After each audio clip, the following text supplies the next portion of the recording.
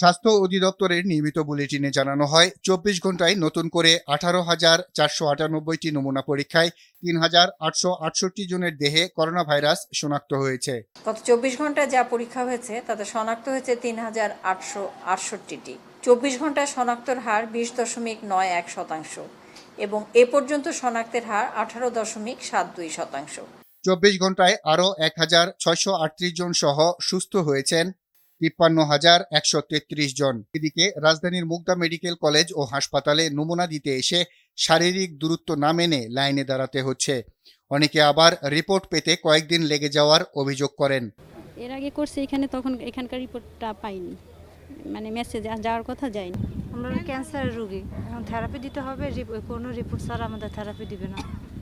হাসপাতালের পরিচালক দাবি করেন, নির্ধারিত সময়েই তারা রিপোর্ট দিচ্ছেন, তবে জনবলের সংকট থাকায় অনেক সময় কিছু সমস্যা হচ্ছে। তো যে জনবল ছিল নন কোভিড হসপিটালে, ওই জনবল দিয়ে কোভিড হসপিটালের সার্ভিস দিতে গেলে আমাদের জনবল আরও লাগবে। নারায়ণগঞ্জের কয়েকটি হাসপাতালে ঘুরে ভর্তি করাতে না পেরে এই রোগীকে মুগদা হাসপাতালে আনা হয়, কিন্তু অ্যাম্বুলেন্সেই অক্সিজেন লাগানো অবস্থায় মুখ দিয়ে রক্ত আসে তার। পরে পরীক্ষা নিরীক্ষা করে জানানো হয় রোগীর আগেই মৃত্যু হয়েছে।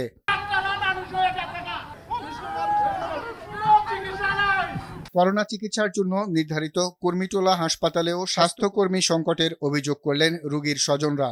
নন পজিটিভ করোনা রোগীর জন্য আলাদা ওয়ার্ড দাবি করেন তারা। আর বাদল, RTV।